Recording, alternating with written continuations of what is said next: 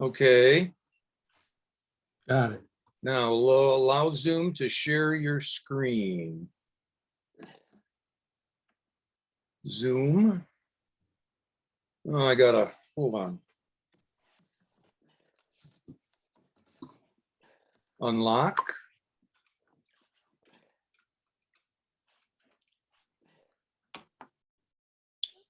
Oh, it says it will not record the contents until your screen is in quit. Oh, man.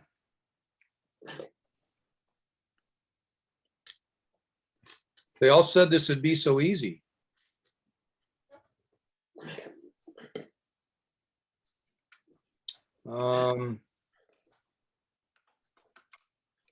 Bushy eyebrows.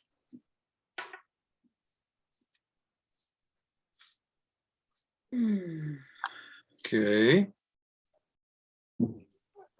This is some of the new Apple security stuff.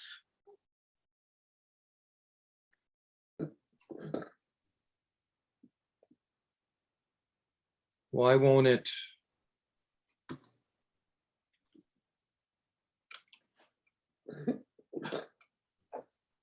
May have to, I wonder if Tim's available. Yes, he is. You Okay, can call him.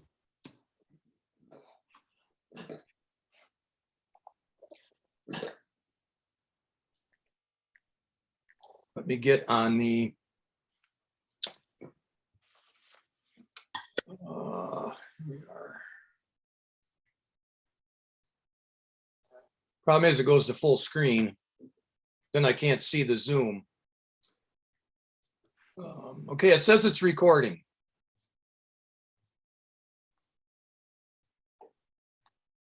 Yeah, it's recording.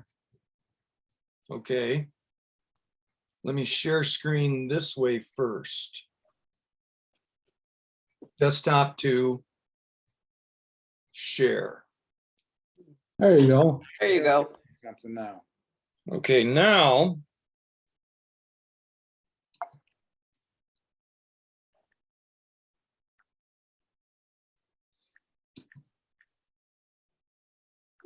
Got a picture. And you see the lilies? Absolutely. Okay, Rick's, this is Cecil, the first one. This is, would this be a abundance dancer? I think it's just abundance, isn't it? Yes. I thought it was a bun dancer. Okay, well, Ann Kennedy, I must have spelled it wrong then. I'm so sorry. It's abundance. okay, abundance then. Cecil, you're Oh, up. I critiqued abundance dancer. No, sorry about That's that. fine. Yeah, abundance. Very nice grouping of lilies. Very bold color, punctuated yellow color, punctuated with green pods and brown pistils. Highlighted central flower, dark brown vignette. The dominant flower is centered horizontally in the frame and in the lower third. The focus and exposure are good throughout. The central flower is nicely separated from the surrounding flowers because of its brightness. Perhaps the only comment that I have is there seems to be, if I were doing it, I would crop off a little bit of the space on the right. Yep. To position the dominant flower slightly off center and to get rid of a little bit of that dead space. It's a very nice image. Any other comments, or Rick? I agreed when I look at this one. I especially like the vignetting, the way it moves your eye right into that dominant flower. And I like the complementary yellow and green colors together. Great. Thank you. Anything else? I agree with the cropping. Good. So Rick, I'm not sure. Andy Gill? I believe that's correct. Andy Gill Normandy is the title I have on my sheet. Okay, yeah, it was misspelled here. Had a P in there, sort of throws me. Oh, Go yeah, ahead. I didn't notice that. I read it as Normandy and there is a P in there. Yeah. Sorry. I didn't notice that. I'm an editor. That stuff throws me. Yeah. This photo had a really high emotional impact. I think it's a great example that an image doesn't have to be a pretty landscape or cute kids or wildlife to be interesting. I really love the placement of those dog tags in the middle of all the metals there. And then also, I'm not sure if it's a vignette or just some natural dark shadows in the upper corners, but they draw your eye right to the point of that flag. And then that flag points up to where the soldier would be. And it kind of highlights that he is gone. And given the title of that, I don't know whether that means he was lost at Normandy or he served at Normandy and he's gone now, but it's a very strong emotion that it evokes when you look at this picture. The details very good. I like the fact that I could read the inscriptions on those dog tags. Right. The only thing I would change here, in the lower left corner, there's a part of a point of a star. That makes me kind of come off a little bit. I would have cloned that out or maybe cropped a little bit to get rid of that. But I wouldn't want to clone or crop any off the bottom because I like those stars that are there. So I probably would have cloned that one point off, but very emotional picture. Yeah, very nice. Cecil, any comment? Nope, I Okay, agree with Rick. anybody else? Have any? This is my father's. Hmm. And Probably. yeah, he landed in Normandy. And you don't get that medal in the middle of the rifle. You got to be shot at to get one of those. Hmm, Got to be hit to get the one on the lower right. You got a Purple Heart on the lower right and the Bronze Star on the left there. He was with the 29th Infantry Division, which is the patch. Mhm. And that's his Eisenhower jacket. He very nice. He landed as a replacement and became a company commander because all the other officers had been wounded or killed, and fought until August, just before the breakout. And he Great, was wounded. great Met my tribute. mother in the hospital, so I wouldn't be here if it wasn't for all this. Great. All right. So this is Asylum by Ted Lacey. Cecil? In my portfolio of images to critique, there were a couple in there that were real challenges for me to understand. And this is one of them. It's a very interesting abstract. It looks like a very complex subject, but I have not yet figured out what I'm looking at. So it definitely holds the viewer's attention because I've spent a lot of time trying to figure it out. That said, the black and white treatment seems appropriate for it. It seems to be in good focus, lots of contrast, and maybe a little bit of loss of detail in the blacks. But I'd definitely like to know more about this, what it is, and what the intent of the photographer was.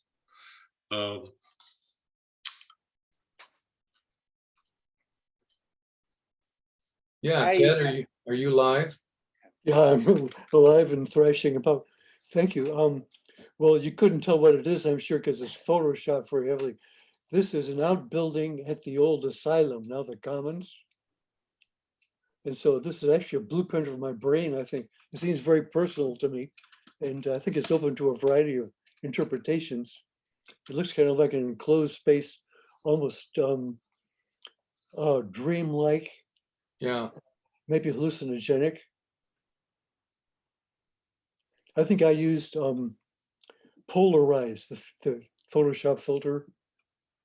You can spend hours with your Photoshop, it's endless. And I like to do abstract, that's kind of my favorite thing to do. It worked.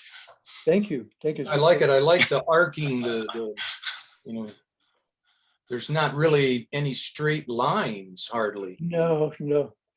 Um, It is? And I have to ask, what do you put in your coffee? Something to calm me down. Very Uh, creative. Any other comments? I thought the title told me what I was looking at, and the starkness of the picture kind of fit in very well with being an asylum. And I agree with Cecil. The black and white is definitely the treatment that this one deserved and needed. I thought it worked very well. Thank you, Rick. Yeah, title, very good title. Thank you. Definitely directs you. Is that it? Well, Ted, my daughter says it reminds her of Dali if he were a photographer. So really Oh. nice work. Thank you very much. That's a compliment. Yeah. I was just Stress. gonna ask if Carol had a comment because I know she likes the abstract. Right up my alley. Yep. Yep, Oh. Really nice. Thank you, Carol. yes, great, Ted. All right.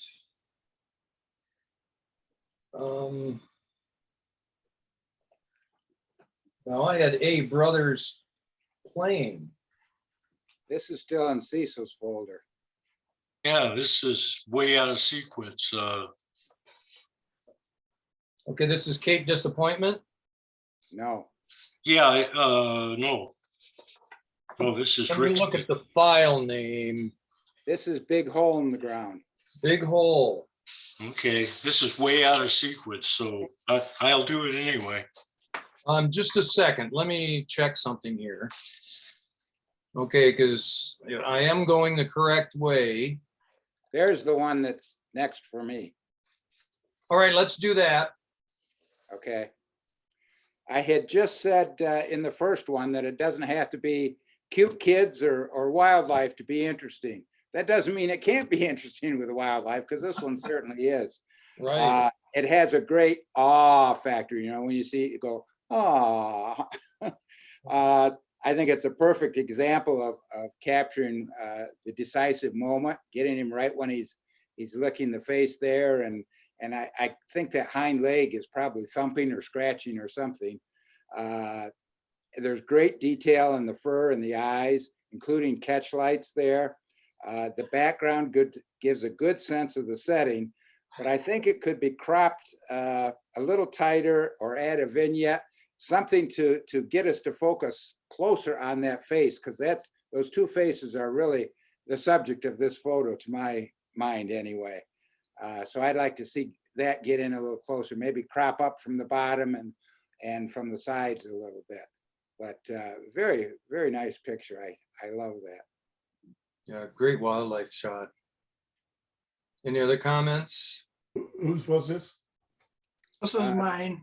Dale, These two were living in a culvert under the road that goes to Bel Air, right near Torch Lake.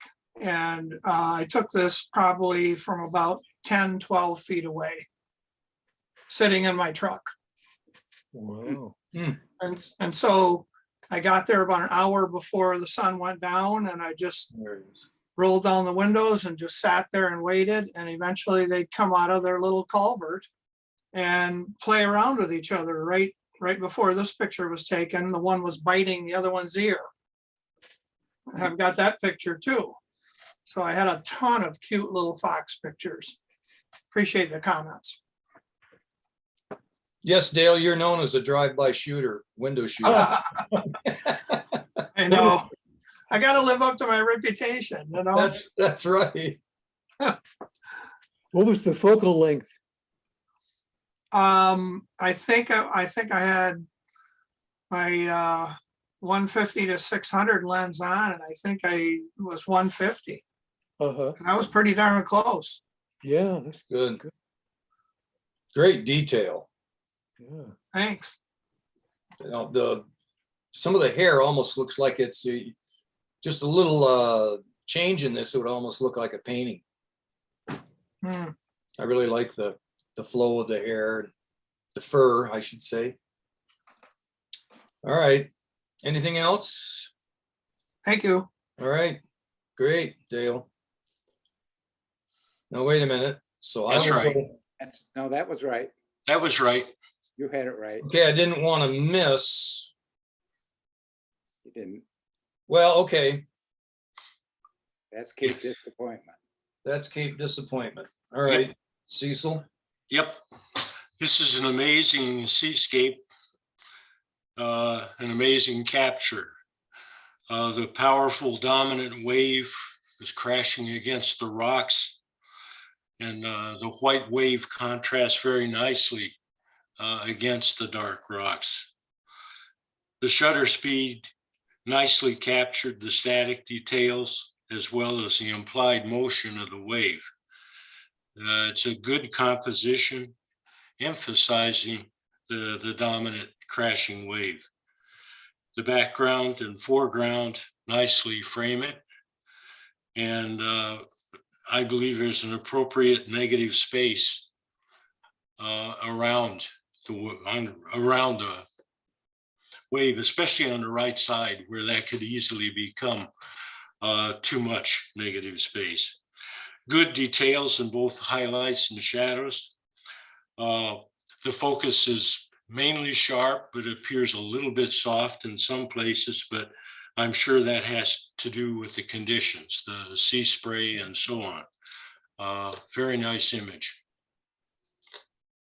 Any other comments, Rick? I thought this really showed the power of the sea at how it can really hit those coastlines. And it kind of shows why they needed a lighthouse there, I think. And up where it is. Yeah, and up where it is, exactly. It used to be lower. Yeah. All right, anything else? Oh, wait a minute. That's correct. Yep, Common Bonnet. Next one. I would have known who did this one, even if the name wasn't on the. Yeah, Steve Engel. Steve Engel is the master of lighting these kind of macro or semi-macro photos, and he's done the same thing here. It looks especially good against a black background like that.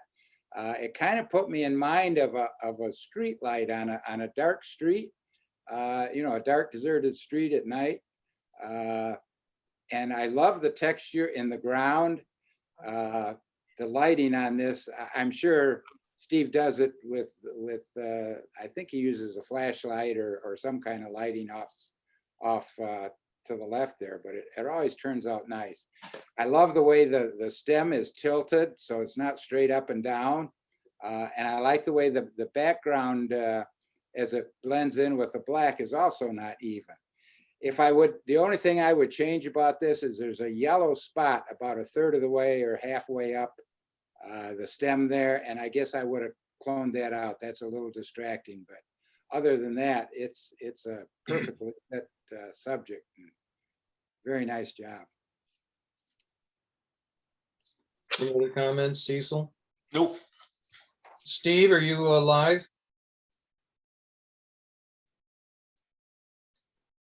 There you go.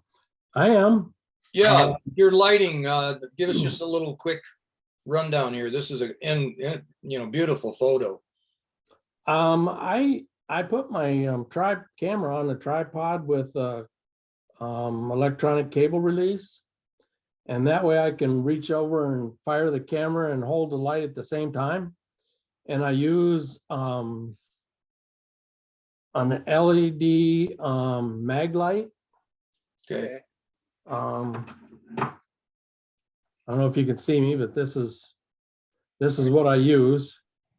And it shines pretty bright. I got as bright a one as I could get, because if I had to be very far away from it, I want to be able to make it bright enough. So when you turn the end of it, you can diffuse the light and make it softer, or you can focus it and make it sharper. So, and that's how I use it to light my subjects. And this was on one of our meetups out at High Rollways. Great. How do you get that background so dark black like that, Steve? When you focus, when you got shadow in the background and you focus on or meter on the brightness of the light, it automatically makes the background darker. Okay, so it's Good. the exposure on the light that the camera's darkening the background. Got it. Correct. So how tall is this little guy, Steve? Oh, maybe less than 3/4 of an inch. Oh, wow, So that's a full macro shot then. Yes. Okay. very nice. Incredible. Incredible technique, Steve. Okay. We are moving on. And Aha. this is counting chickens before they hatch. Alicia Erickson. This is an awesome image of a young lady in her basket of eggs. Her expression is priceless. Her eyes are sparkling. Her pointing finger, her wide eyes, and her smile show her delight with her egg count. The soft complementary colors of her dress and hair and background are striking. The entire image is in focus and perfectly exposed. Her eyes are remarkably sharp. The composition is very nice with her face being off center and looking into the frame, actually out of the frame, but not sideways. That said, it doesn't look quite this way on Zoom, but I thought if it were mine, I probably would have cropped in a little bit tighter. There seems to be, in my opinion, an awful lot of dead space around, and I would just cropped in a little bit tighter on the subject. But this is a very nice image. Very nice. Rick, a Thank comment? Yeah, I had, I think it's a great image too. It almost could have worked, I think, agree with Cecil, as a square or even as a vertical, that cropping to get a little bit tighter in.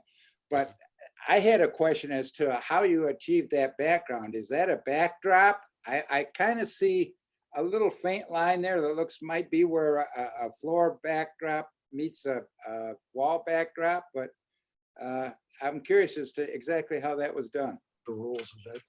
That is a seamless paper from Okay. Savage. And it's a little darker than I wanted it, so I've got two soft boxes lighting the background. And then it does cause the floor to be, the part that's pulled under her, to be a little bit darker. Yeah, that's what I noticed here when I pull it up, but I didn't see that in the copy that I got to look at. I can kind of see that now, but it gives the impression of just her in space right against that background, and it's a really neat effect. I like that. Yeah, I like that seamless paper. It's a bugger to store because it's huge, a huge Yeah. roll. But yeah, it works really The well. way you've lit it, the color complements her hair very well, and the skin tones here are just marvelous. Thank you so much. Yeah, I like the matching the blue dress with the eyes. Yeah, yeah. There is a little Photoshop magic in that because her eyes are a little grayer than that, but Okay. she was just a doll. She wanted to take the pictures and she sat still, and it was like the perfect arrangement of, you know, because she's my son's age. He gets in there and he's a wild hellion because it's his house. Yeah. But she was all about it. Well, it's interesting. She wanted to do it and was so cooperative because I've shot a few kids and quite a few times. They're hard to I thought it was so Shoot fast. amazing. shoot fast. I thought it was so amazing how you got her to actually look like she was counting the eggs and how Yeah. proud she was.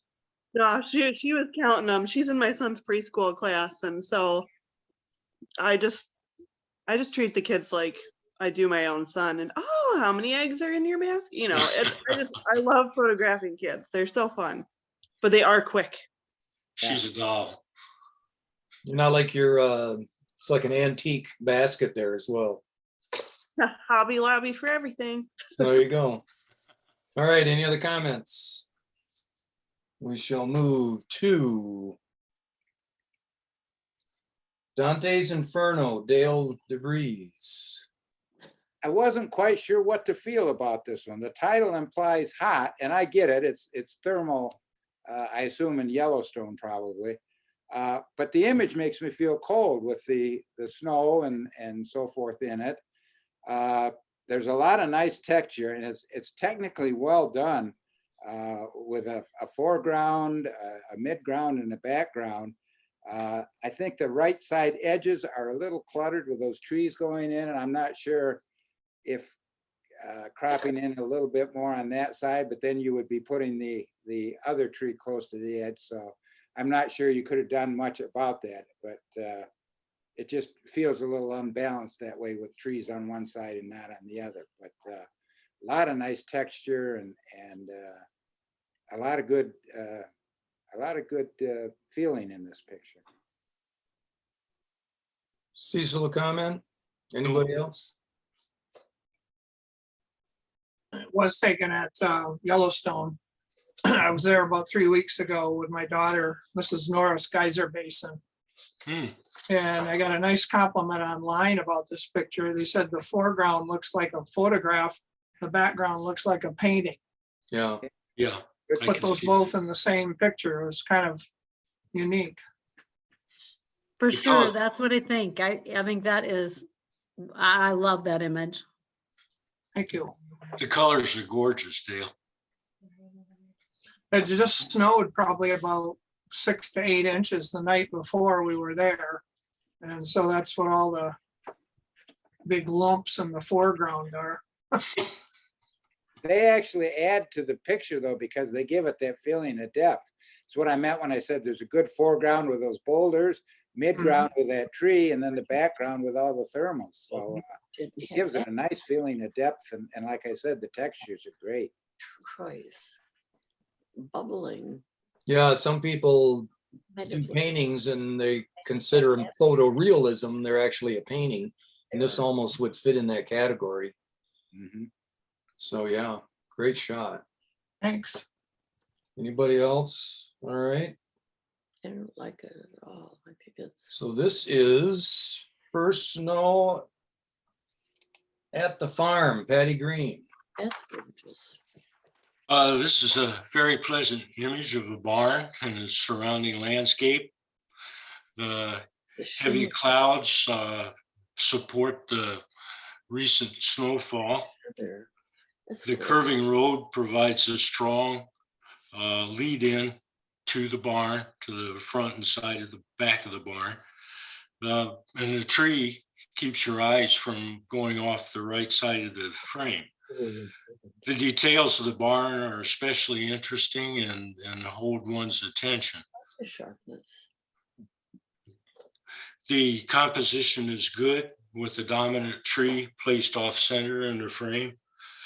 And the deep blue of the deep blue and the earth tone colors of the tree and the bottom half of the barn.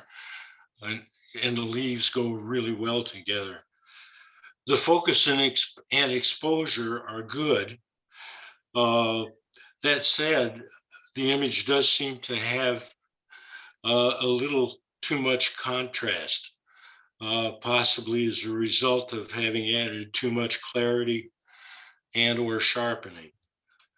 Also, I think the image could be strengthened a bit by removing the power line leading to the front of the barn. But it's a very nice image. I love the colors. I like this one too. I especially like the clouds. I thought that really added a lot to it. I think the composition is very well done, but I agree that it's definitely been over sharpened, especially on the tree and the field to the lower right corner. It kind of makes it a little crunchier than it should be. Yeah, I wonder if this might have been a small image in actual pixels, and so it's being blown up and it might be causing some of the like almost over sharpening. Patty, do you have a comment? Yeah, this image was taken with my cell phone. Okay, actually, And it was blowing up. okay. Thank you. This is a nice picture. Mhm.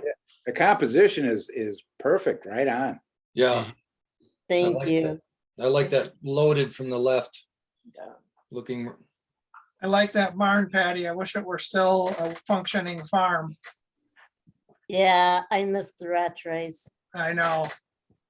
I miss their cows. Definitely. where's that at? It's located on Valley Road and in between Rapid City and Kalkaska. Okay. I think I remember seeing this, yeah. All right, any other comments? Okay. Great. Molly's unhappy to be separated. And Frozen Falls by Steve. Wow. This one really left me cold in a good way. There's nice detail in both the rock and the ice. I love the way the curving line of the rock leads the eye to the waterfall. And that you included the snow at the bottom and even what looks like some footprints in there that people must go down and either try and climb that waterfall or just get down closer to it. A lot of shots of waterfalls are done vertically, and this one would have worked that way, but I really like the idea that you shot this as a horizontal because it gives that feeling of the rock kind of leading in and protecting that waterfall a little bit. So I think that was a great choice for this. There's a lot of nice detail. The composition is well done. The colors are good and the lighting is very good. I like this one a lot. I agree. The horizontal treatment completes the arch or the circular part and I think helps balance the image. Looks like Phil Flash. Yeah, it's a nice, any other comments? Is this Scott Falls? Yeah, Steve, are you? Okay. Yeah, so this is up in Munising area. It is, oh geez, I think it's a twin falls. There's this one, and then there is another one that's pretty similar to this on the other side of the gorge. I'm trying to remember the name. I think it was called Patriot Falls, but it is in a nature preserve. And this is one of the falls I typically try and go and shoot, during the winter. Great shot. I asked, you used Phil Flash, Steve? No, not at all. I did do just some shadow boosting, basically. And that was about it. Very nice. Is one of those Patriot Falls and one Memorial Falls? Oh, yep, that is it. It's called Memorial Falls. Okay. And this is the bigger of the two. Yeah, I love the texture so much. Mhm. And that great feeling of you just feel the cold. Yeah, it's a awesome area for sure. Steve, can I ask, how do you pronounce your last name? L'Italian. Okay, thank you. It's always tricky in Italian. Yes. Very good, thank you. Yep. I'm sure other members will be glad they heard that. Yes, I get that a lot. Great. They're gonna go to your icy one? So we have Hiding in Plain Sight, Steve Engel. This is an awesome image of a fawn lying in the leaves and pine needles. This image is really special and not everyone is lucky enough to see a relatively newborn fawn in such a situation. It's most likely laying there awaiting its mother's return. The highlighted fawn surrounded by the deep, dark leaves and pine needles and centered in a frame makes for a very strong, balanced composition.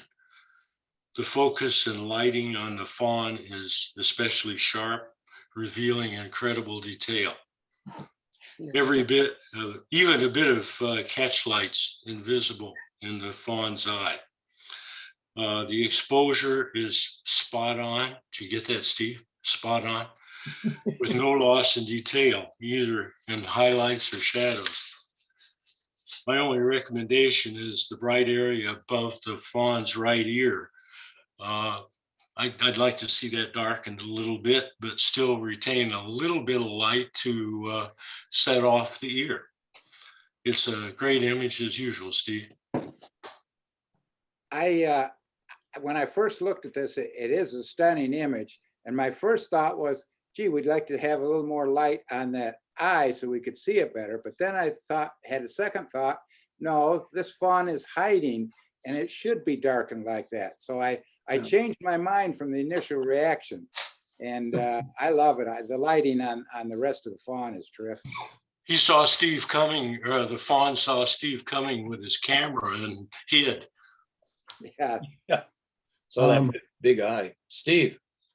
This fawn is on my wife and my daughter have some property just down the road from us. And every year this doe goes in there and has her fawns. This spring, my wife had been down there and raked up a bunch of piles of needles and leaves she was going to pick up. And she went out to pick them up and found the fawn laying in the pile. Well, a week later, after I did these pictures, we found out there's a twin and there was a pine tree just 10 feet from where this one was laying, and the twin was laying under the pine tree the whole time I was doing pictures of this one. Pretty cool. Lovely. Calendar image. Yeah, very fortunate to find these. Yep. It's gorgeous. I love Yeah, that it's beautiful. shape with the dots, you know, and the strong ears. So we are Light Play, Lynn Lombard. What a fun picture this is. It reminded me of when I used to play pinball machines in a local arcade when I was a kid. All the lights and the balls moving around and everything. This is a great shot of terrific colors, shapes, lines, very creative. I wish Lynn was here so she could tell us a little more about how this was made, because it's just a really fun shot and I liked it a lot. It's reflective of this interesting image. Yeah. Cecil, any comment? No, I totally agree with Rick. I've talked to Lynn about this some months ago. I think she uses, Steve, you may be able to know more than I do about this, a dark reflective, highly reflective base and interesting lighting to get the shadows or the reflections. Yeah, that's black plexiglass. Mm-hmm. And it's light painting wands you can actually purchase online to play around with this kind of stuff. Now, are these glass balls or are these water drops? Now these are lens balls. Lens balls, okay. Yep. Thank you. Yeah, very creative. Love the colors. Oh yeah, and the way the lines go around and loop and the diagonal at the top and the black setting off the other colors. It's a very creative job. Yeah, and I like the way the reflections reverse the original light behind. Yeah, yeah. It's great. All right. Lighthouse Keeper, Bill Mumford. This is an extremely strong portrait. It's perfect for black and white. Color would not provide nearly as much detail and impact. The detail is just totally totally incredible. It's a perfectly clean background with no distracting elements. It's a really good composition with the head off center and looking straight at the viewer. Excellent lighting throughout, including catch light in the eye. Sun cancer. Good focus, good exposure. My only thought is the image looks maybe a little bit over sharpened, but that could have been texture intentionally put in. Lighter right there. It's a very nice image. I also like this image. I think it screamed for black and white. Right, color wouldn't have done anything for this one.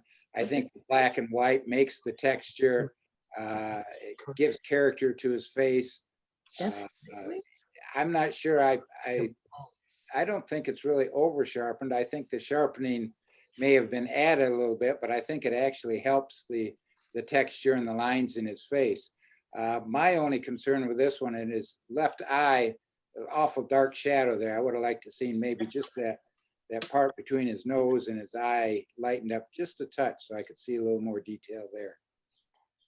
Yeah, very nice. So Bill, the story? We don't hear you, Bill. Usually when I go, can you hear me? Yep, now, again, thanks.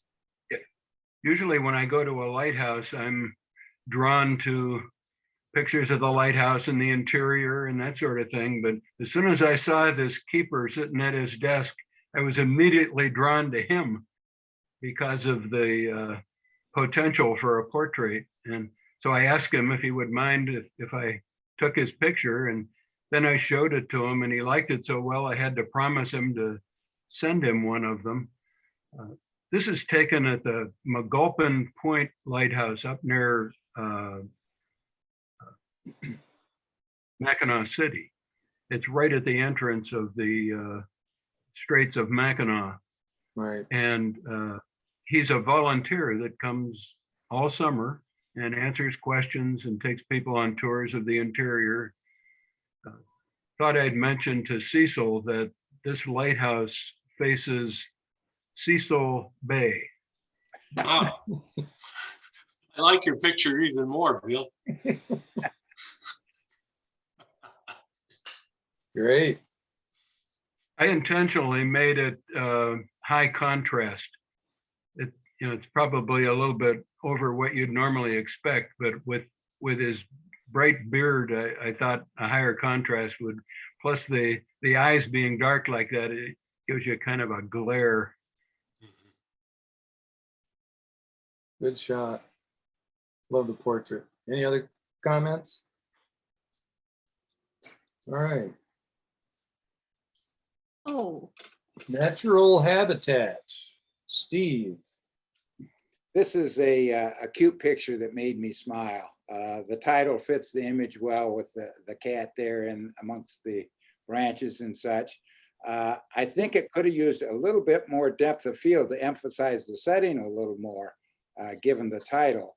I'd like to see maybe that back branch that's framing the cat also in focus, and the back of the cat a little more.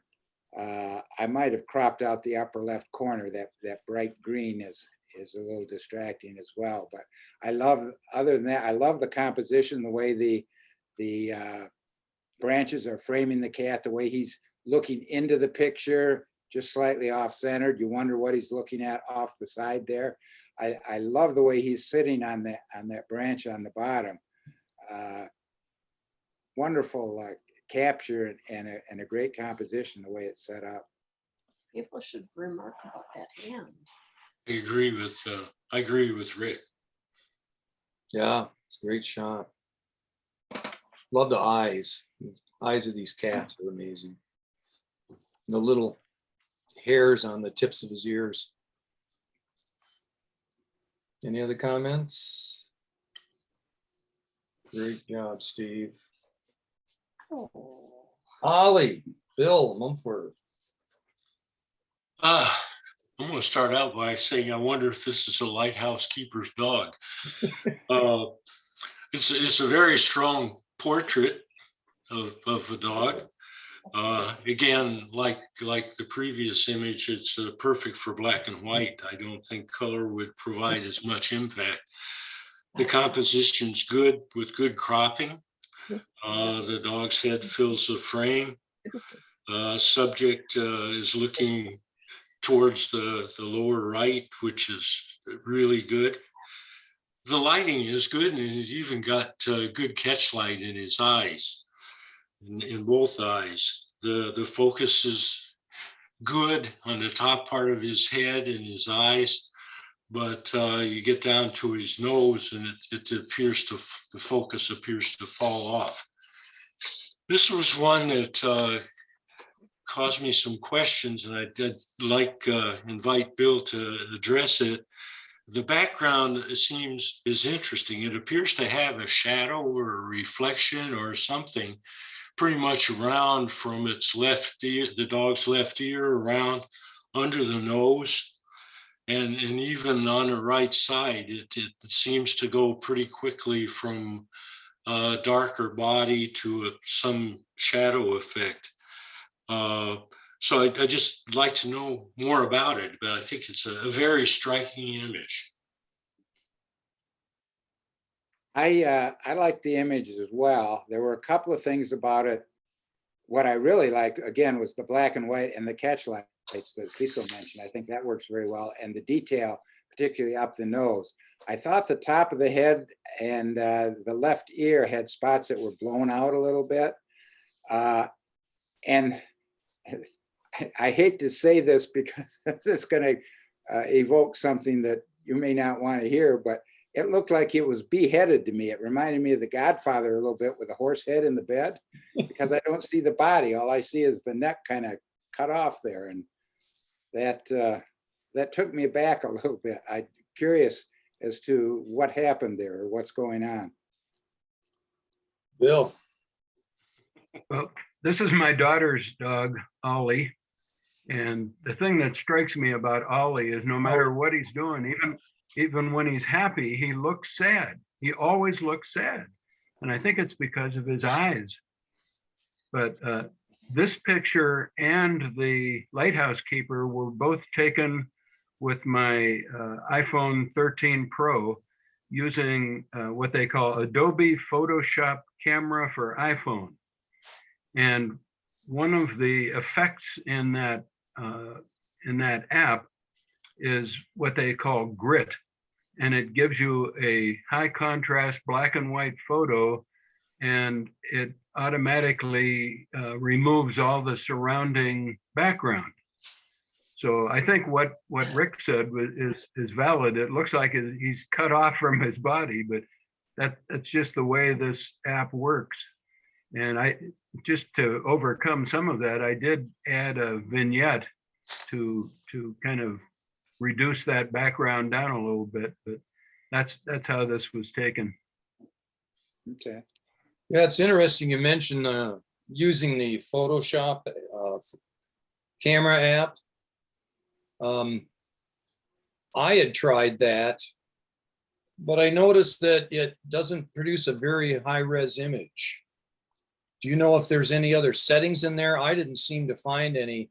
What I tend to do is shoot in the RAW, shoot with a standard camera in my like iPhone 12 Pro, but then shoot in the RAW, and then I bring them into Lightroom and then process them, because it gives me larger, a lot more pixels to work with.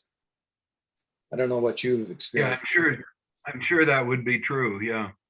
Yeah. Just if you're shooting with iPhone, might be something to consider. I was surprised that for Photoshop that it wasn't producing that higher res an image. So any other comments? Yeah. Great shot. I love it.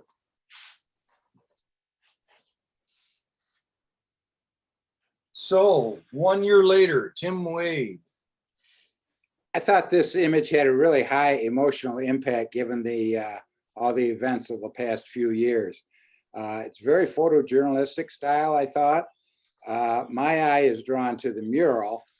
But after I'm done looking at that, it kind of wanders around the image with nowhere else to land. Justice. I think there's a little too much going on in the photo. I think it could have been a stronger photo if we were looking almost straight on into the mural with a foreground of the flowers underneath it and maybe some of the writing on the pavement and the other flowers in that circle. It's right across. It's kind of too bad that the woman on the bench wasn't facing the mural, because I think that would have added a lot more interest to the picture as well. And of course, I realize you can't, you don't have much control over that. But I would have liked to cut out a lot of the, so much of what's going on the right side and concentrated more on that mural and the foreground leading up to that, taken from a different angle. Cecil, a comment? Yeah, I agree with Rick. It's almost, I think what I've heard in our club referred to as a record shot. And I agree with Rick. Taking the black and white image with the flowers under it would, I think, made it much more emotionally strong. Any other comments? Yeah, there's quite a story to tell as far as I'm concerned. You know, yeah, you can crop in. This could have been several pictures, almost, but I feel in some ways this whole big picture shows the amount of impact of what happened. You know, so there's two ways to look at it. When you look at it as an editorial shot, you're trying to tell a story, and this really tells how many people it affected and how much they cared. So pretty interesting. Now I think I have to jump back. So Cecil, you have big hole in the ground? Yes, I do. Okay, let me see. Actually, I have to go the other way.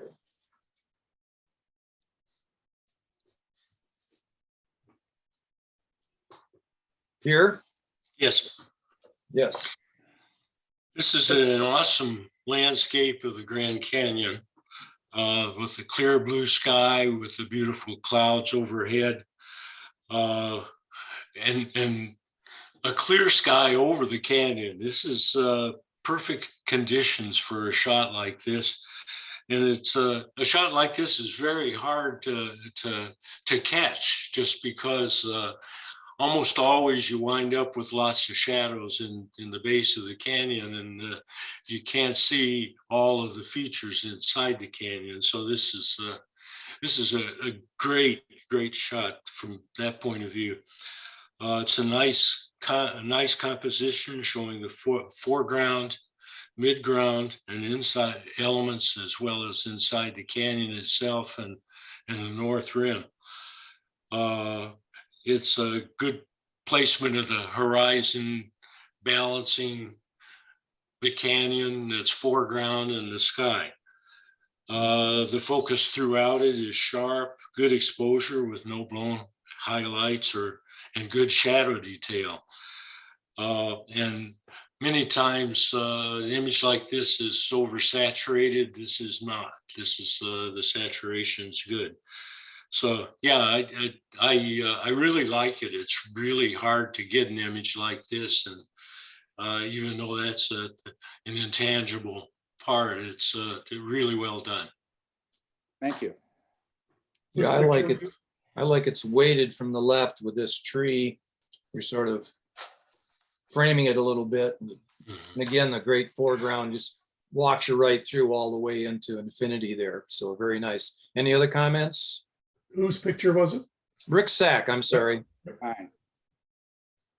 So This was Rick, taken, end of September, beginning of October, on a photo tour that I went on of the south and north rim and other parts in Arizona around the canyon. And this was taken, about 10 o'clock in the morning.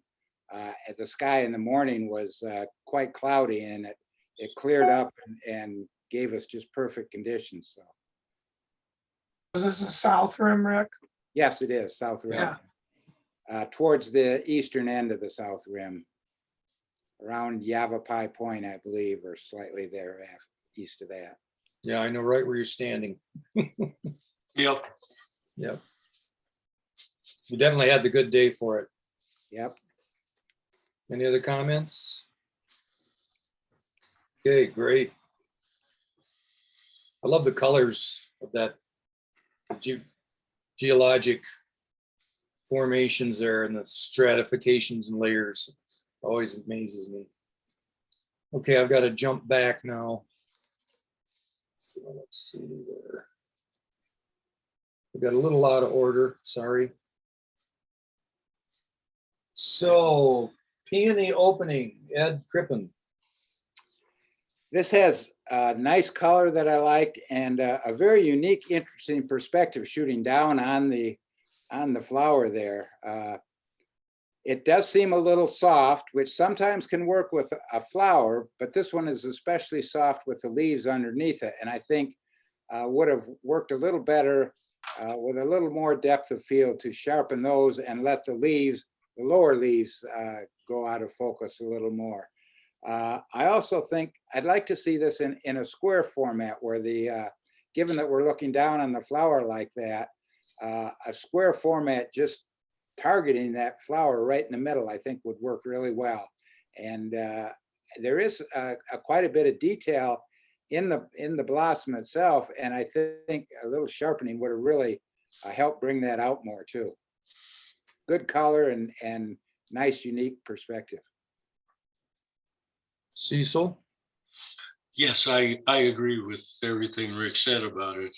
There's another one coming up that is somewhat similar, and we can pick up from here. Okay, any other comments from out there? All right. And so this is peony with insect, Ed Crippen as well. Right into that one. This is a pleasant image of a peony with a spider inside. Nice, again, like the previous one, a nice complementary colors of red flower and green leaves. I do like the composition of this one better with the flower placed off center at the top and a portrait image. I think it kind of optimizes the space around the flower. So it's a good composition. The white spider contrasts very nicely with the background inside the flower. And I don't see any real distracting elements. The spider and most of the flower are pretty sharp in focus. Only the very top of the flower starts, the upper top of the flower appears to be a little soft. The leaves are generally or nicely softly focused, I think. Lighting and exposure are good, revealing the depth and details of the flower, as well as the details of the spider. Nice image. Rick? I like this one also. I especially like the way the spider is placed in a rule of thirds. Great use of that composition technique. Yeah. I like that you could see the details in the water droplets, as well as the lines in the peony.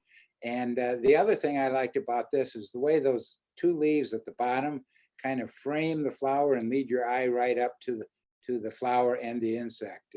Very nice compositional technique. Yeah, good point there at the end, that leading in. Mhm. Any other comments? All right. So this is pink, Ann Kennedy.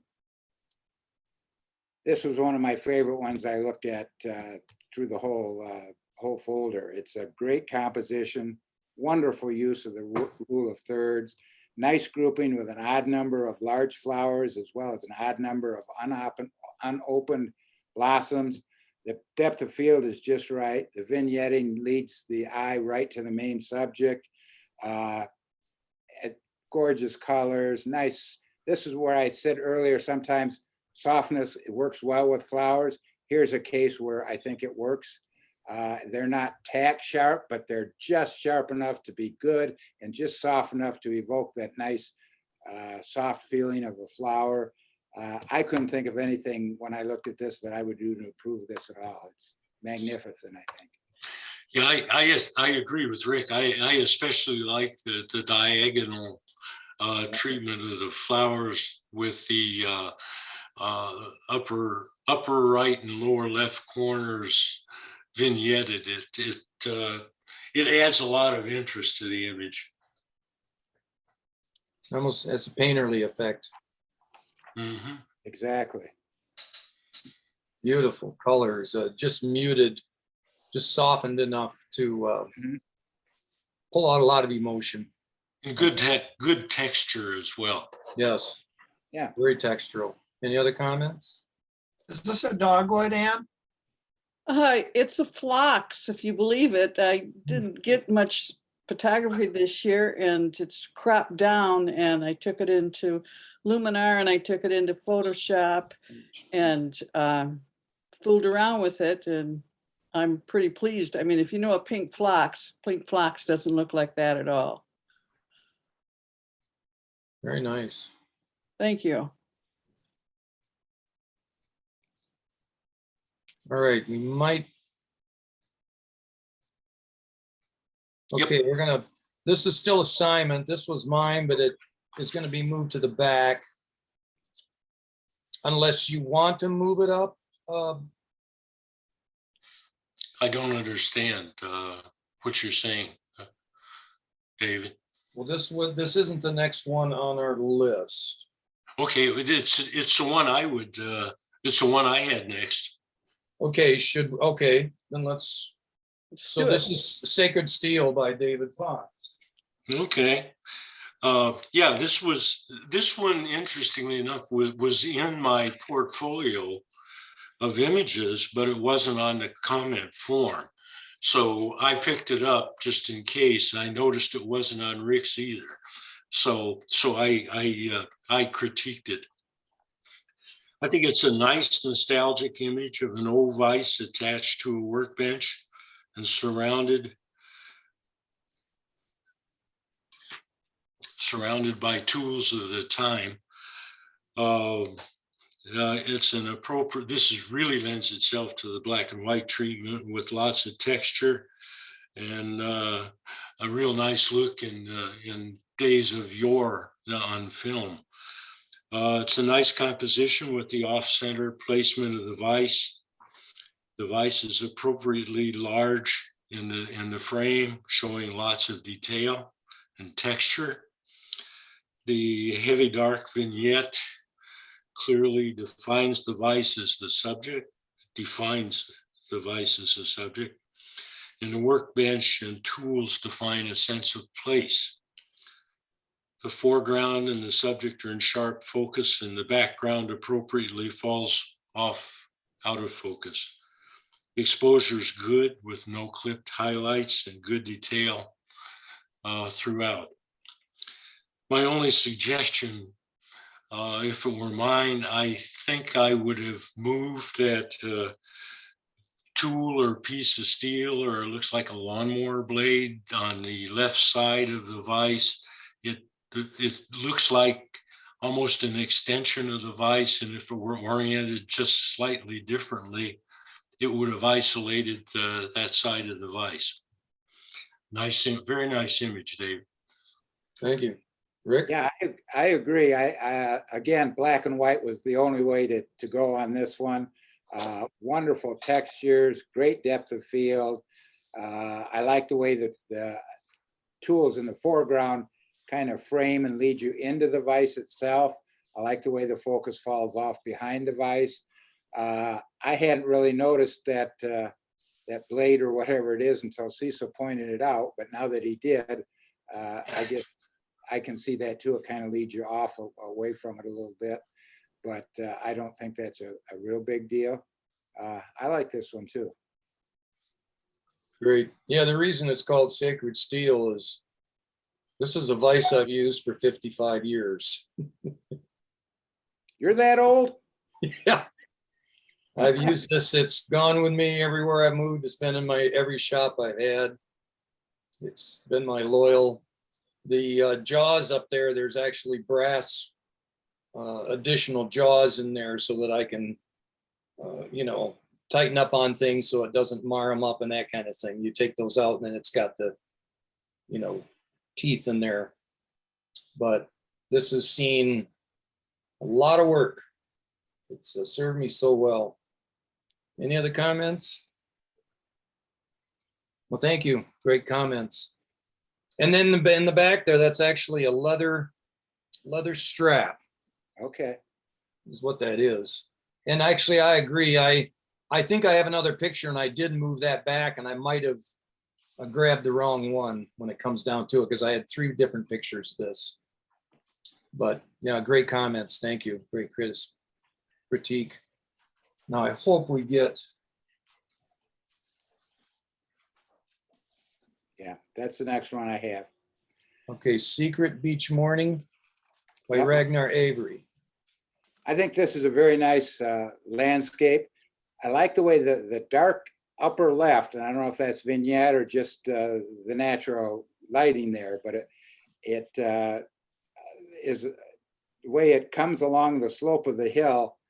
Between that darkness and the slope leads you right down into the beach and the receding water. I like the way the length of the exposure softens the water as it's receding. I believe that's receding anyway into the main bay there. I like the good depth of field. There's a nice foreground, midground, and background with all those sea stacks in the background.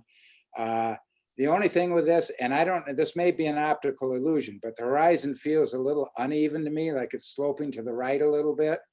But that could be just because of the slope of the hill leads you down that way and you feel like you're going down. So I don't know if it really is uneven or it's just kind of an optical illusion, but it has that feeling anyway. So I might have tried to straighten it a little bit to keep that from happening. But other than that, a lot of nice textures, good composition, nice landscape. I agree with Rick. I think it does slope slightly to the left. The detail is incredible. Any other comments? Yeah, great shot. Well, I got a question now. When I go to move these, does this menu show up to you people? And then if I move out of there, it'll go away? Doesn't go away. Okay. Oh, that, okay. Mhm. So now this is Soft Morning Light, Rick Sack. Yep, got it. Okay. This is one of my favorites in the my folder. It's just a gorgeous landscape that shows so many layers from the foreground at the bottom. I think I tried to count the layers, and you're up into 7 or 8 or 9 different layers. Beautiful, beautiful colors, beautiful beams of light highlighting the valleys and the peaks. It's a great perspective, very well balanced. It reveals just the right amount of clouds relative to what's below them. The comment was the many layers of land and the sunbeams capture the viewer's interest. Excuse me.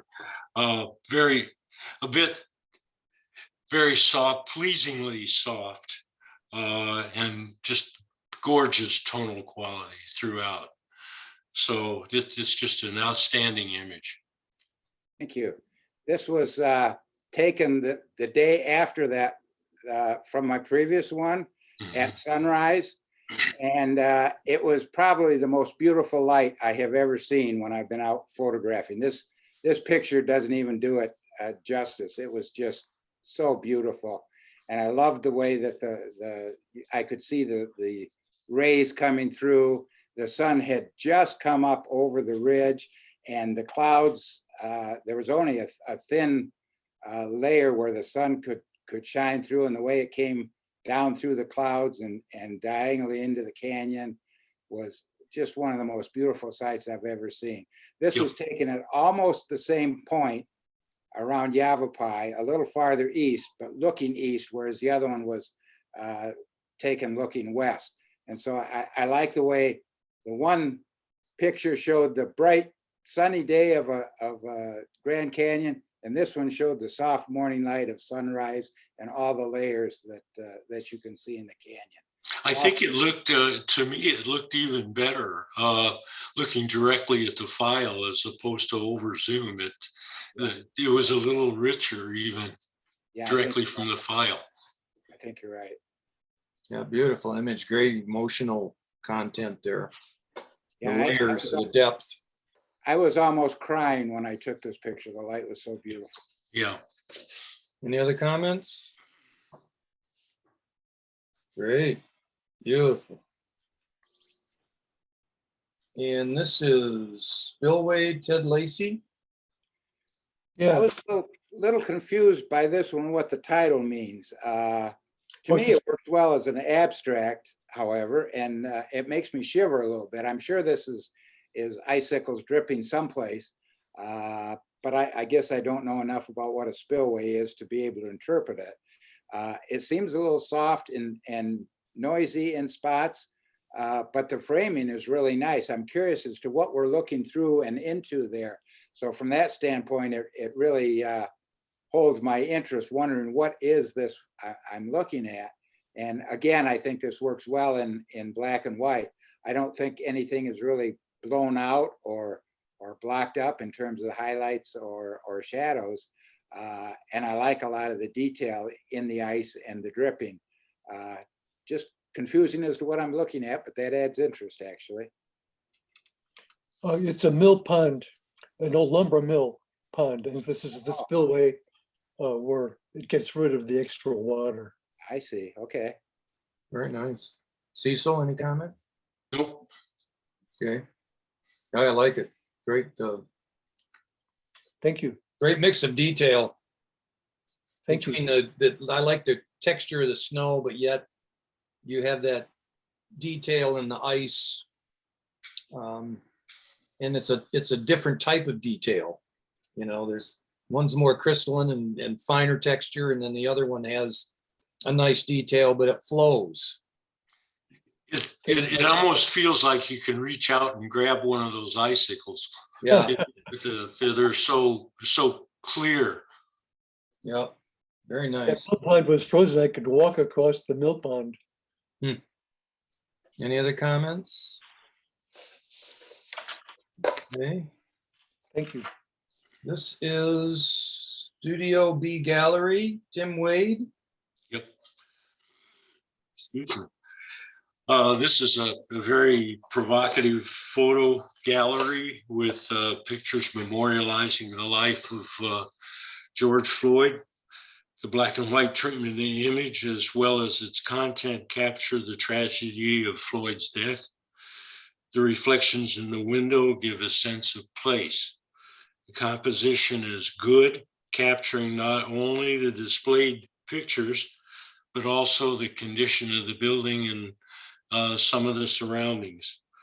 The details in the image really keep your attention. All of the elements, including the reflections in the windows, are in sharp focus. Exposure is good in detail on both the highlights and the shadows. It's a very nice image. I like this one also. Again, a black and white that needs to be in black and white, in my opinion. I especially was taken by all the reflections in the glass here, both in the door and in the large window on the left and this little smaller window on the right. I think those, whoops, what happened? We lost it.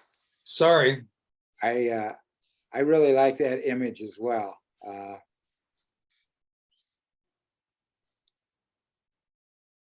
Something happened. David can't get away from the foxes. Geez, where did it was right there. Sorry, hold on. Anyway, it was a good picture. I liked it. Studio B, where did it go? There we go. Okay. As I was saying, I really like that. I even liked, I think that it is almost looks like tape on the right side of the door Yes. against the cork board there. So it gives kind of a feeling of a transition. Something's going on there. So very clear, very sharp, nice textures, and I love the reflection. The interesting thing about that, I enlarged it, and that board is OSB, oriented strand board. And it looked like maybe someone had broken a window out or something, and that was put up as a temporary Yeah, could be. shield. Any other comments? Very nice. This is Sunset at Esh by Alan Ewer. I like the juxtaposition of this as the golden hour is transitioning into the blue hour. I like the people on the beach and in the water. They add a sense of scale to the picture. The diagonal of the water line is good. And I especially like the way the water forms a triangle there, so that as you're going along that diagonal beach, and then you hit your eye hits the land there, and that takes you to the right to the sunset. And then you go right along the water again, and then straight down, so that your eye continues to go in that sort of oval around the main subject of the image, which is the sunset. Nice texture in the sand. You can see a lot of the detail there. Good colors in the sunset. I like this, the fact that it's not your typical sunset with all the looking right at the sun and the bright colors there, but it incorporates the after sunset as it's going into the blue hour. Nicely done. Very nice. It may be me, but I'm sensing the horizon's leaning a little bit to the left. I look up towards Point Betsy, and it just looks slightly tilted counterclockwise. But I agree with Rick. It's a gorgeous picture. I had a bit of a time with this. I lined the horizon up on the far right. That's actually the horizon on the water. Mhm. What looks like it's tilted actually is just the way the land is formed. That's always a problem. Yeah, it is. Yeah. I do it every time. But I think with the headlands in the back there, it gives an illusion. I mean, no matter how accurately you line up the water. But I think, yeah, it's fine. Yeah, beautiful color. I love the mix of the colors. Any other comments? No, I think we're gonna jump. These got a little out of order. So the Domes of Archangel Gabriel Church by Cecil Thomas. So Rick. Yeah, that one ended up in Cecil's folder, but we talked and I will critique it. I think this has a great composition, gives a good sense of the mass of this church. The lighting on the domes is so nice. I love the way that reflects, and given that the sky is so dark, I don't think you could have got such good lighting had it been on a sunny day. You would have got a lot of glare there, but given the way the day turned out, the lighting on that is just perfect. The copper color is magnificent. I like the texture in the bricks. I especially like the way the sidewalk kind of frames the building and leads you right into and up to the top of that biggest dome. I almost think I would add a little bit of a vignette or burning a little bit to the upper corners to even force your eye down more. The clouds have a lot of nice texture in that, but I really would like to see my eye zoomed right into the top of that picture, because I think the really interesting part of this is that upper dome with the light and the crucifix on top, and it's a wonderful building. This isn't the one out on M72, is it, by any chance? Yes, it is. It is, okay. Mhm. It's looking towards Old Mission Peninsula. Yeah, so this is that Greek Orthodox church? Or? Yes. Yeah, okay. I Yes. thought that's probably what it was. But I love what makes this picture is the lighting on the domes. Nicely done. Thank you. So this is brand new, the new church. Yes, seems like I've been watching that built for 5 or 6 years now as I drive along there, and it looks like it's complete now. It is. I think it opened last fall.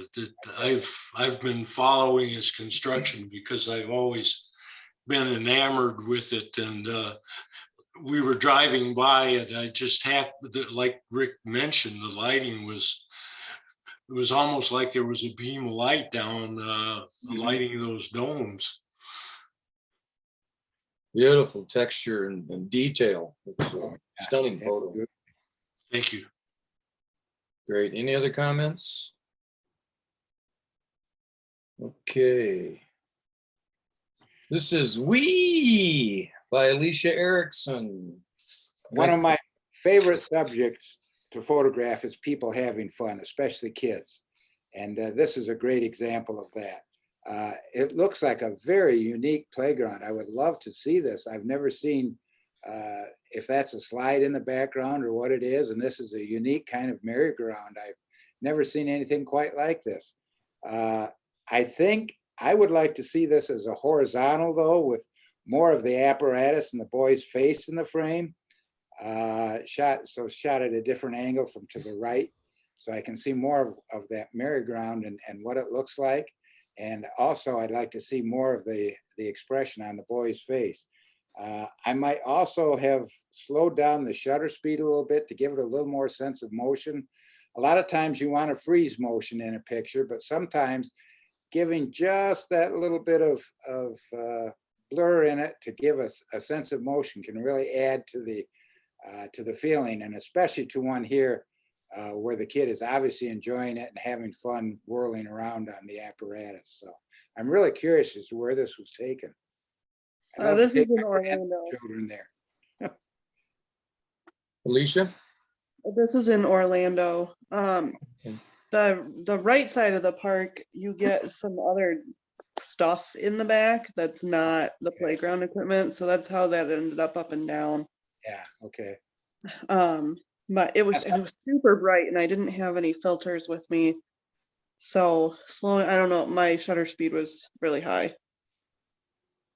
Yeah, I guess my only comment, I'd like to see a little bit shallower depth of field to throw some of the farther background out of focus. The brown spot in the upper left corner competes a little bit with the brown or beige on the apparatus and the boy's color. Mm-hmm. Again, that's why I think maybe a horizontal would have worked better here. Even if you couldn't move to the right to change backgrounds or whatever, a horizontal would have cut that out of the top left. And I kind of like some of the background there, that squiggly and whatever else, because that adds a little bit to the interest, although it does pull you away from the main idea, which is the kid having fun on the merry-go-round. Yeah, could have almost even maybe squared it too. Mm-hmm. Yeah, that could have worked also. I agree. Actually, I'm curious, whatever that brown thing is, what is that part of the playground? Yeah, I don't know what that was supposed to be. You know what it reminds me of? Yeah, out on the Tart Trail going east of town. How they have the planet. So that's what I thought of when I saw that. It looks like a leftover turkey. Yeah. Remind me not to go to Thanksgiving at your house.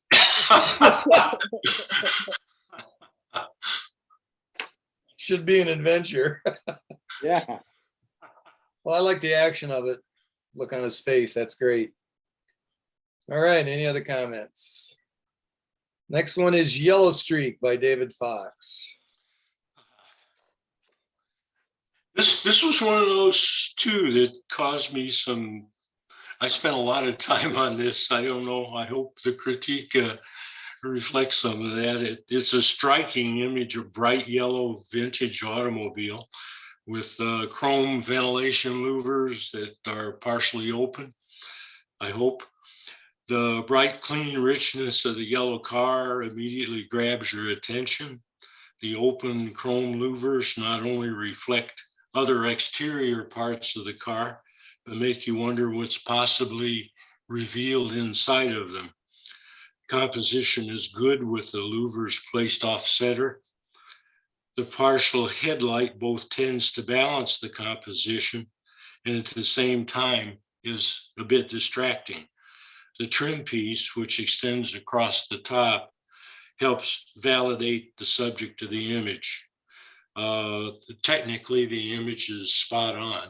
And I think overall it's a very nice image. I do think I would have tried to do something to consider cropping that partial headlight away. I had the same reaction. Love the color. I love the lines, that upper diagonal and the lower curve. Framing the louvers there is wonderful. But I also was distracted by the partial headlight on the right. I think I would have cropped it to just left of the crack where the trim ends. Granted, that takes a little of the balance off, but given that the fender moves up into that, I think it still would have been balanced just fine with that.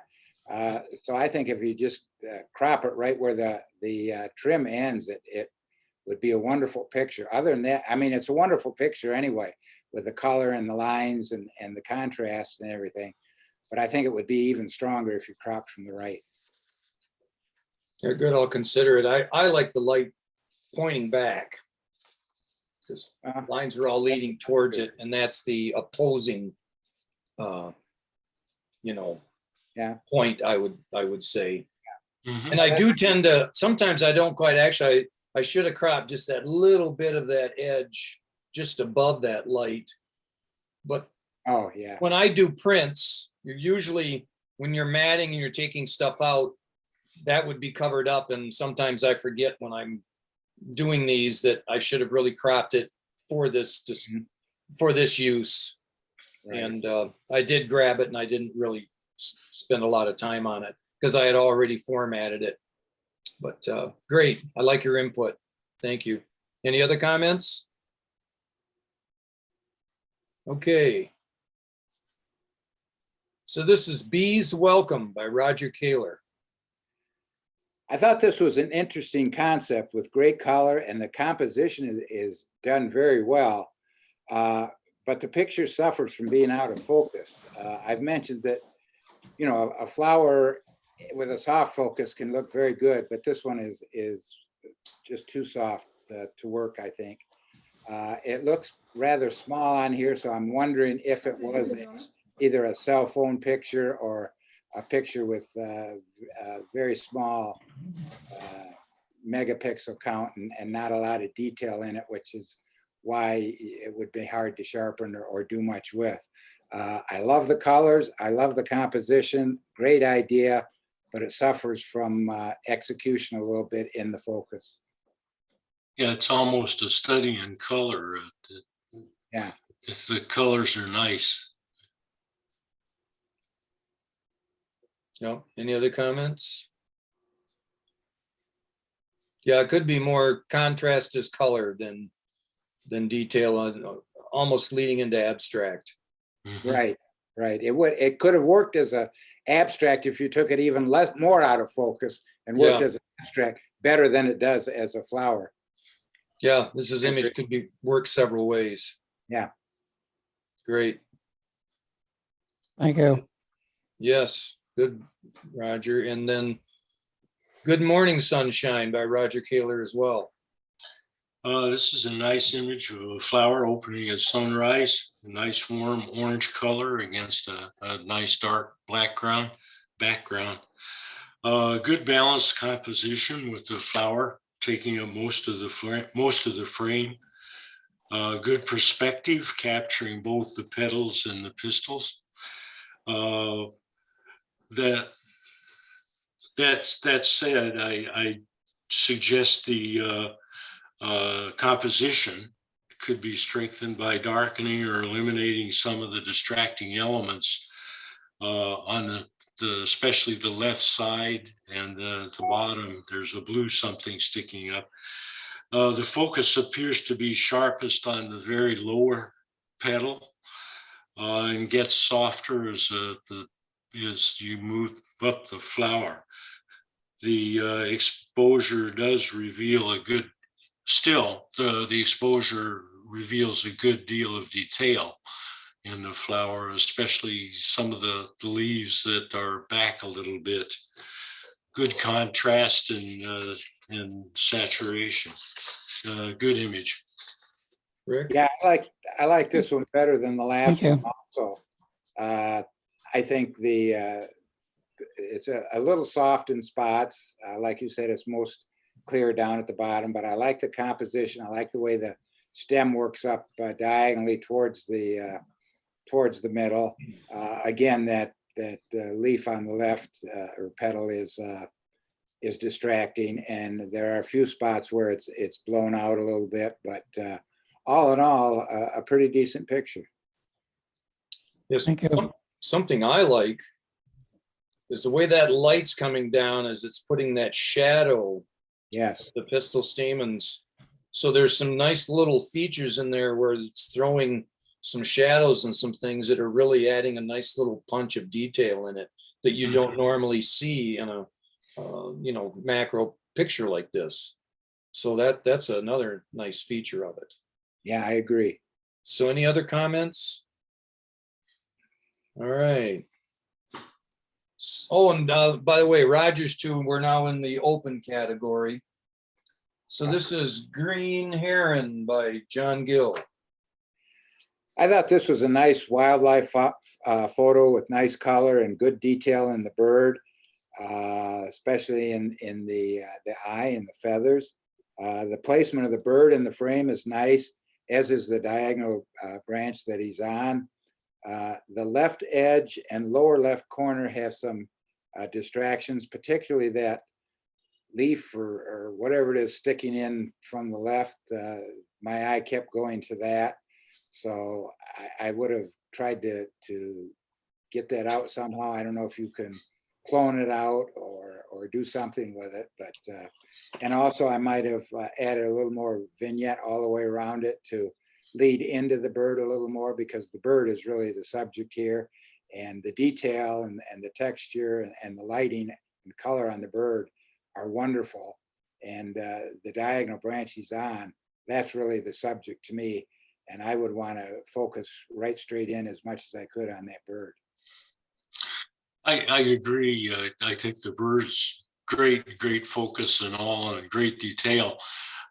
It's just the shape of that. If you extend the bird's beak and that reddish brown yellow thing sticking out pointing to the bird, it looks like the bird is looking at it and as if it's a yellow brown beak, whatever. And that I find distracting.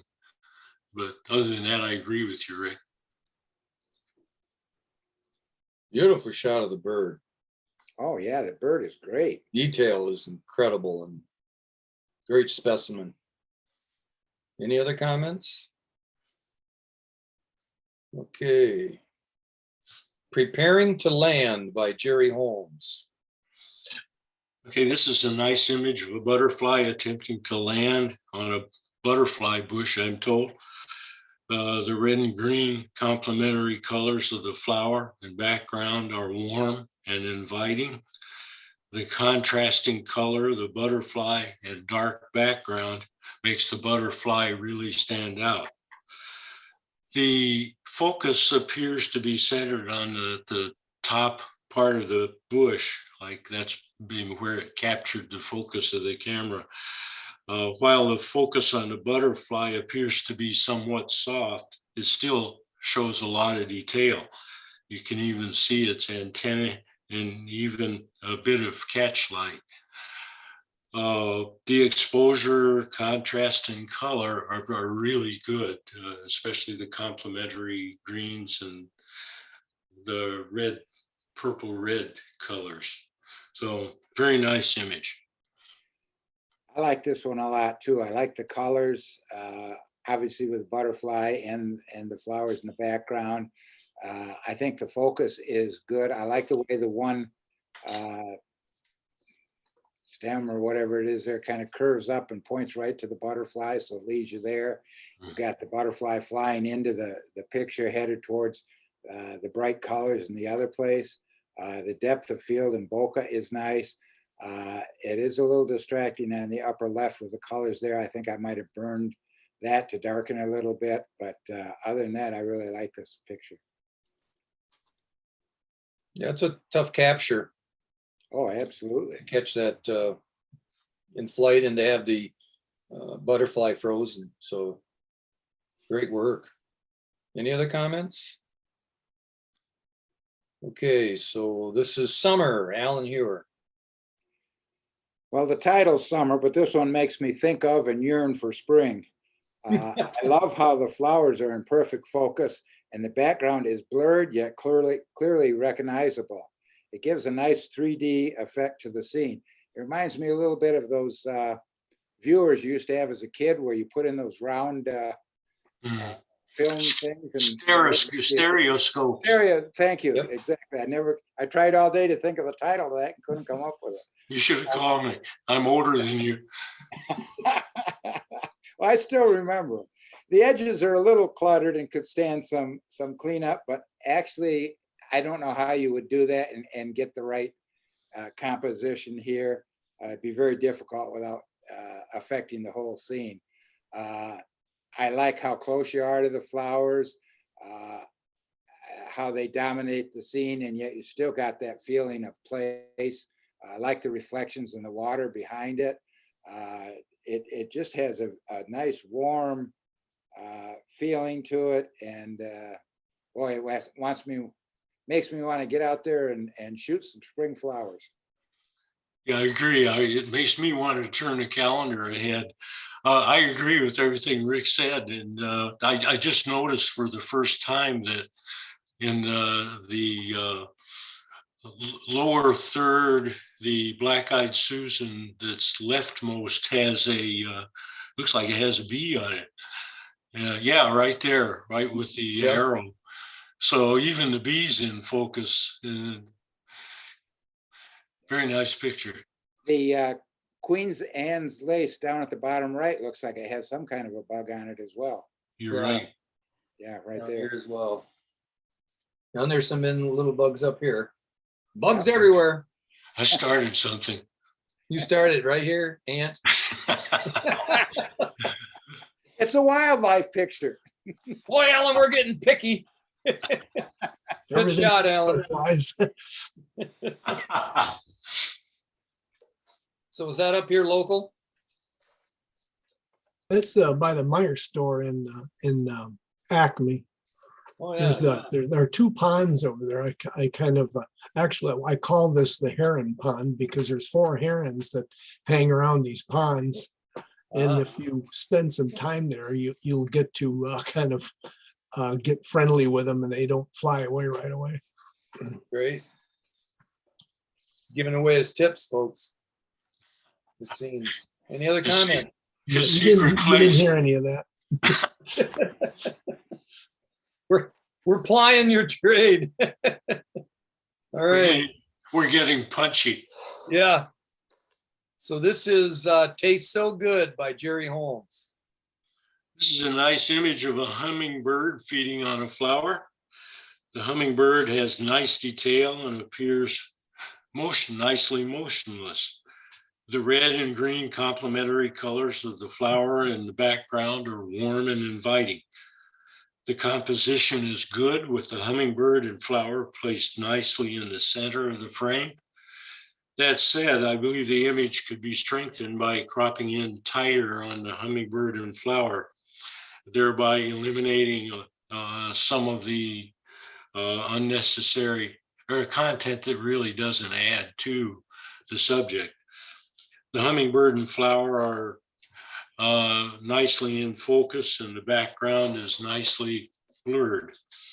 The hummingbird shows lots of detail and its eye is clearly visible. The overall exposure is good with detail in both the shadows and highlights. That said, I would recommend either darkening or removing that bright stalk on the right side of the flower. It I think takes your eye away from the hummingbird that really is part of the subject. Overall, it's a nice image. I like this one also. I think I agree with Cecil about cropping it a little tighter. In fact, I almost think this would work better as either a square or a vertical. Get rid of those flowers on the left side and the stem in the background. I'm not sure what you could do to get rid of that one white stalk in the background, other than darkening it up a little bit to keep it from jumping out at you a little bit. But it amazes me how you were able to get that hummingbird right as his beak is just getting into the flower. And this must have been shot at just a humongous, very high shutter speed in order to get those wings so still like that, because they flap them so fast that I bet this was at least a 4,000th of a second, if not an 8,000. How close am I? Yeah, I don't think Jerry is here. Not here, okay. Yeah. But it had to be a very high shutter speed. Any other comments? Okay. I think one last thought. I think you could deal with that bright stalk, at least in Lightroom, with some of the luminance mask. Yep. I think you could hone in on it with that and at least tone it down. Yeah. Yeah, darken it, turn it a little. Right. All right. We're down to Thaw Study 1 by Carol Greilick. Well, this is a very cool picture, literally. I get the feeling I'm either looking through a window that's frosted over, or more likely a reflection in a frozen pond. The uncertainty adds a little element of interest to the image, I thought. It has great texture. I think it could work in either color or black and white. I think it would look good in either treatment.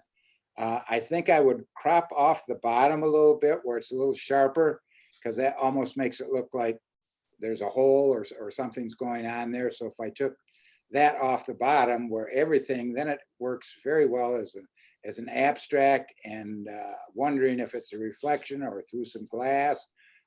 I think it's probably a reflection on a pond of some trees, but very interesting picture with good texture and a nice lighting. Yep, I agree with you. It's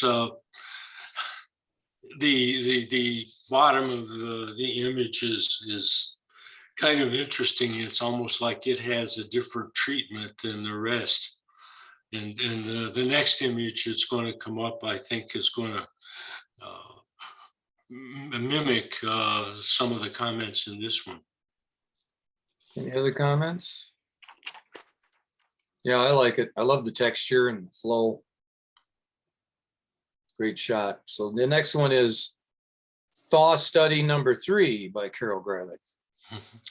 This is a curious abstract image of a forest as seen through frosted glass with penetrating dead leaves and grass. At least that's the best I could make of it.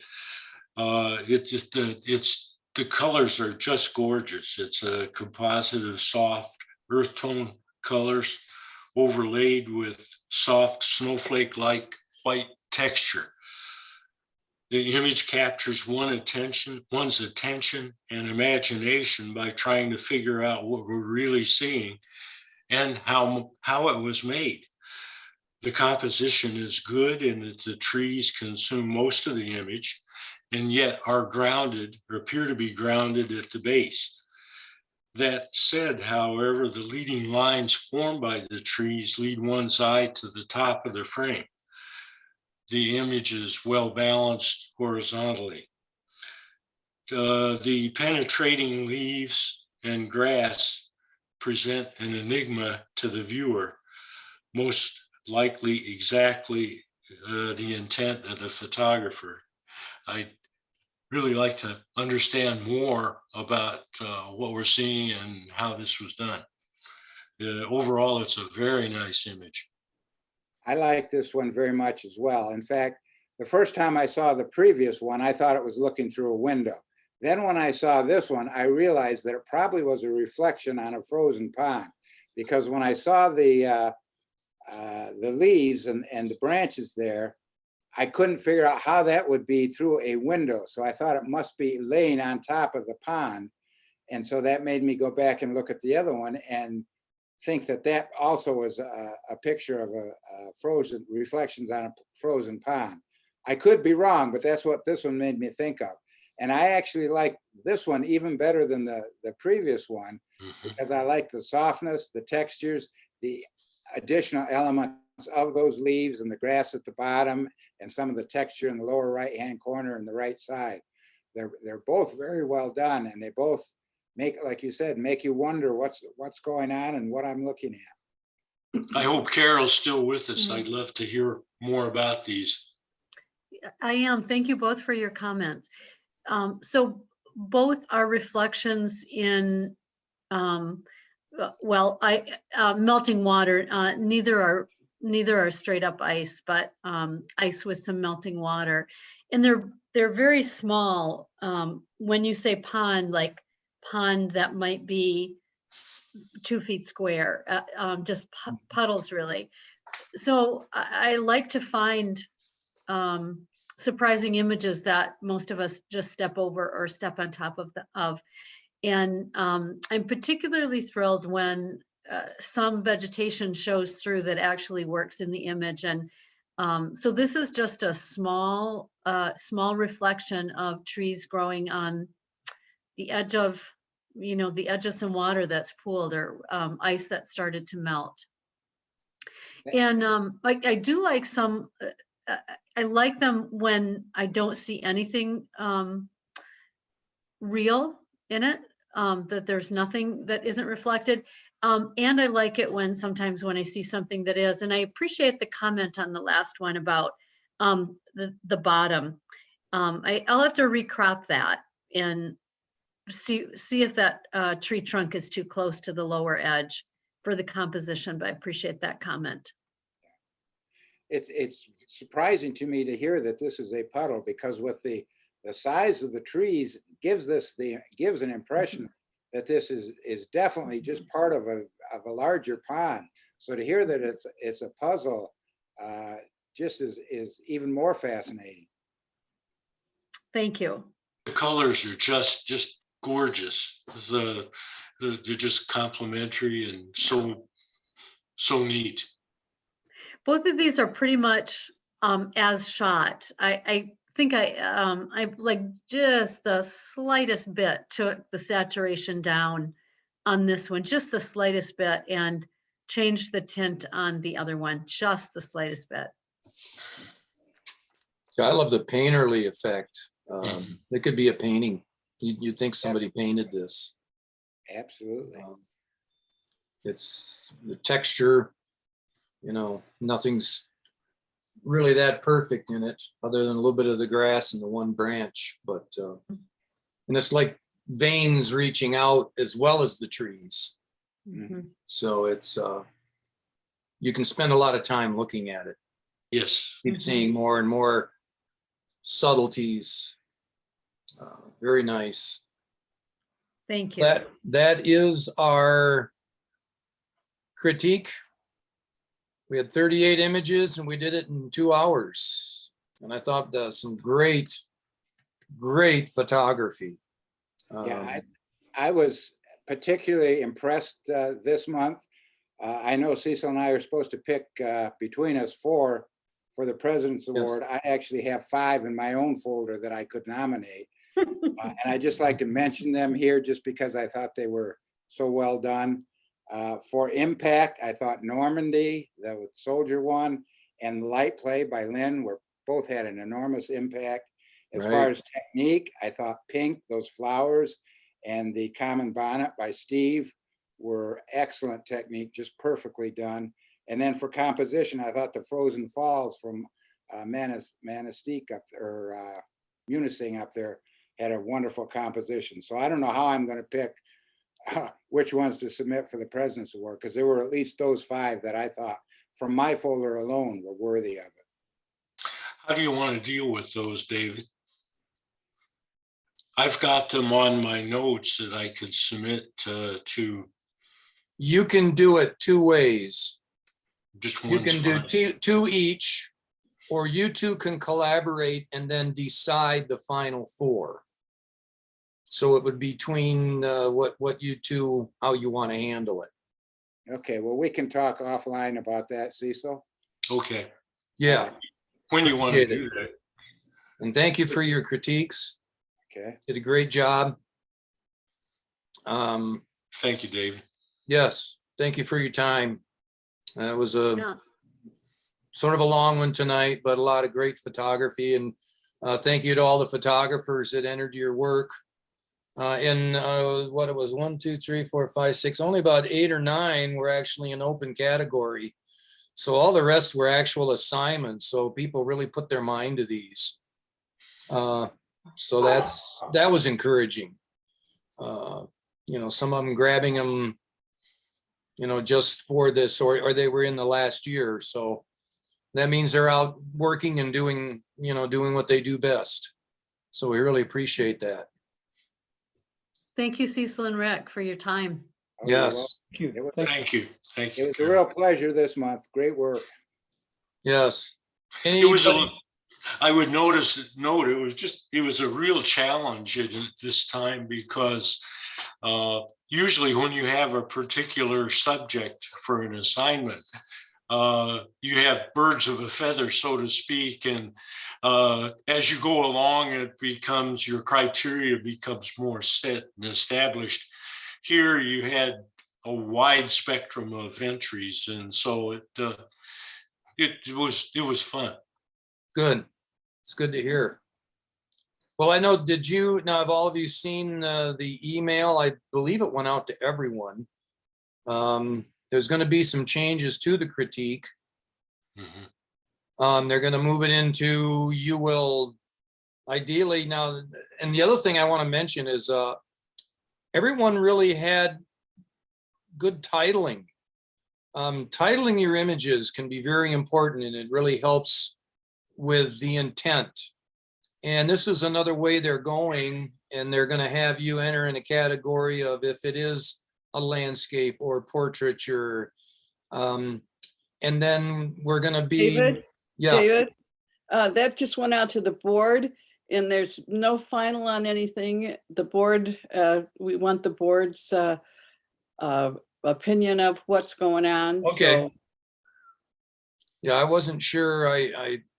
Some of those emails I haven't, I didn't look at the headers, but I like the way they're headed. And, but I know that that's something that I've really pushed, and it's so good to see that people are really titling their work because it really shows the intent. And I really appreciate that from the photographers.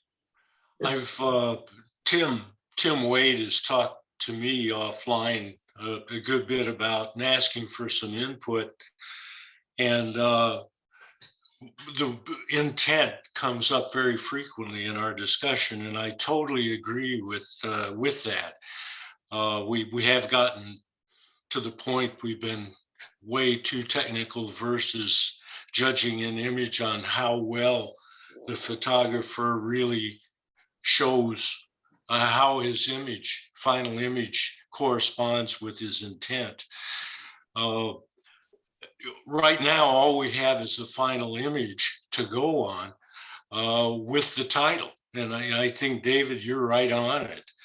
I had suggested, just to throw it out offline, is it would be nice before we discuss the image, we could have the photographer state his intent, and then we would have more to go on and could provide, I think, much more valuable feedback to the photographer on how we envision his intent or her intent.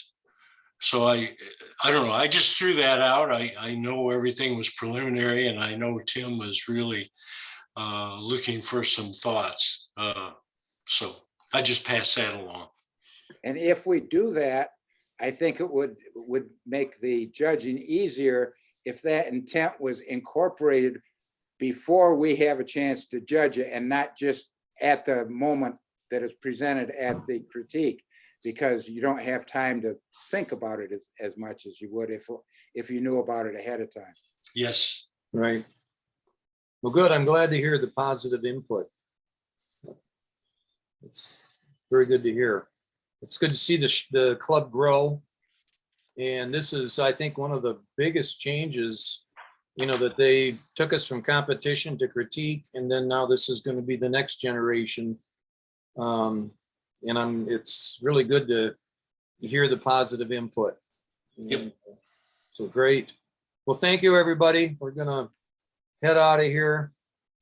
Cecil, do you want to give me a David? call and we'll decide on the President's Award ones tonight yet, or you want to wait and do that tomorrow?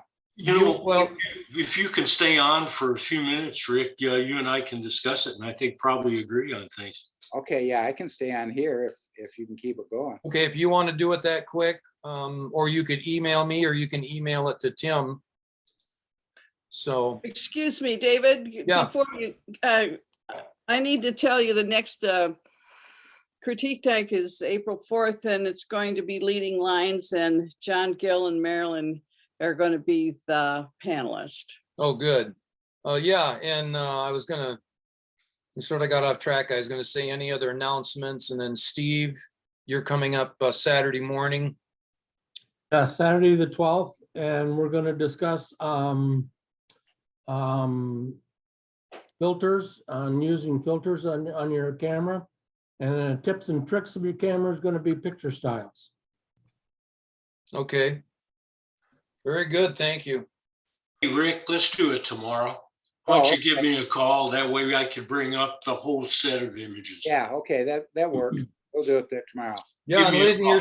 you're still on. That was very creative work. I really, that's some nice stuff you guys have come up with. Very creative. All right, thank you, everybody. Good night, all. Amen. Good night. Good night. Good night.